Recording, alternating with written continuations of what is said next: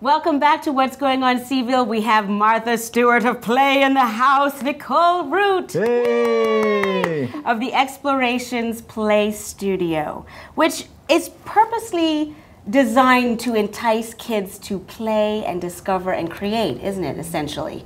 I went to visit you the other day and I immediately felt like a 3 to 8 year old. Is that your general age range, 3 to 8 year old children? It is. We have a lot of 2 to 4 year olds because those are the children who are available during the day, the morning hours, looking for things to do, and they are quite busy in the studio. But then in the afternoon times, we have the slightly older children, and then especially during the summer months when the kids are out of school, they come to the studio for 1 week mini camps. Oh, great. Yeah, so so that's fantastic. I love the 1 weekers. Yeah, they work really well. What I really loved about what you're doing, which is a very, very unique concept, and we'll sort of whittle through it as we go along, but really what Exploration Play Studios is all about is, rather than toys, like here's a toy, this is what you do with this specific toys, it's loose pieces and sensory things. I mean, can you talk a little bit about that concept? Yeah, sure.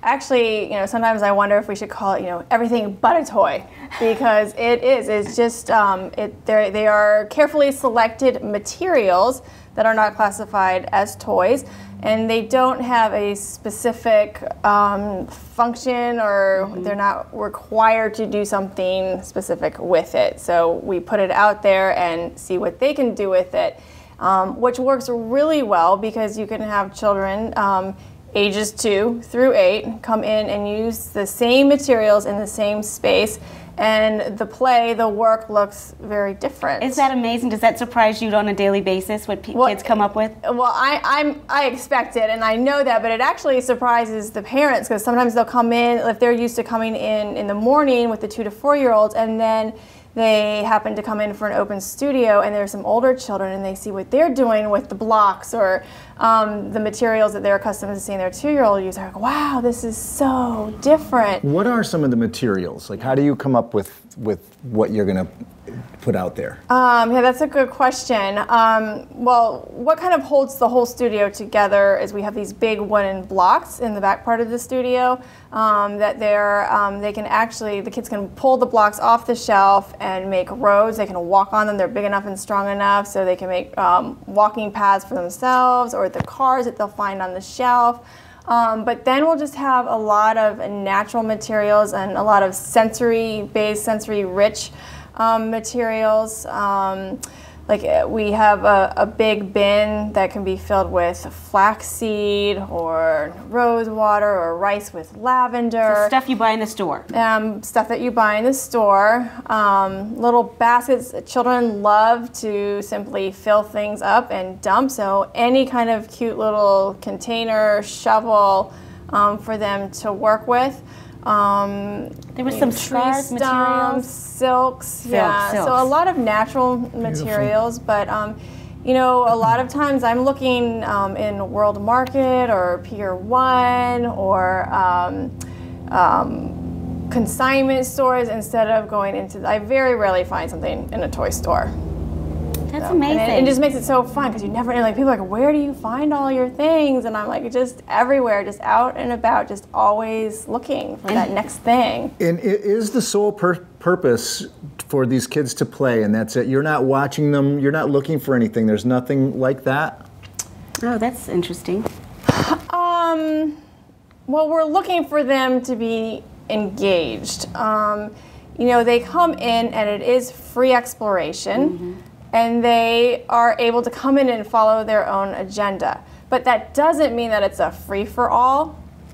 So we like to maintain order, respect with the materials and the space, respect with others. It's a great social opportunity for these guys. Usually we have small groups, and we're able to tend to any issue that arises and just kind of give them the support that they need, working with others. That's really fantastic. Yeah. Are you a teacher? I was a teacher before I had my children.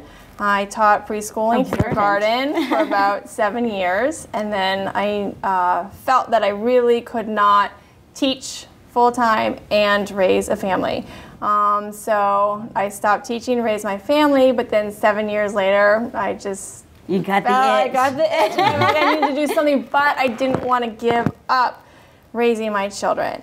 So I wasn't looking to go back into a school system. I really wanted a lot of control over my schedule, and I took a lot of time just to figure out what I was truly passionate about within the teaching realm, because I knew whatever I chose to do was going to be difficult. You know, it's hard to raise a family and then do something on top of that. Right. So I knew I needed to be very dedicated to it. So after some soul searching, I realized it was providing open-ended materials for children to come in, and I love designing just spaces, inviting spaces, and welcoming people in, and then just having something wonderful happen in it. Your house and must be that's nice. Exactly. It can be. It's got very fuzzy walls. Tactile walls. Well, tell me how your mother's attic comes into play with this concept. Yes, well, my mother has been in the education field forever, so I've kind of grown up in that world. And we think alike and see the world the same in many ways, not all, but many. And she just has a knack for finding these wonderful things out and about to provide for children. And so when she left the school in DC that she was working at, and she had grandchildren to entertain, she would start building out these spaces for them. And actually she said that it wasn't really for them, but it was for herself. But they just spoke to Manny and Chloe, my daughters as well. And it is just such a special place. And you walk up there and it's just a place that you as the adult want to be, and the children. And I think really that's the goal for Explorations, that everybody feels welcome and everybody's inspired, and you leave just energized rather than you know, drained. I feel like so many places you go in and it's for the child,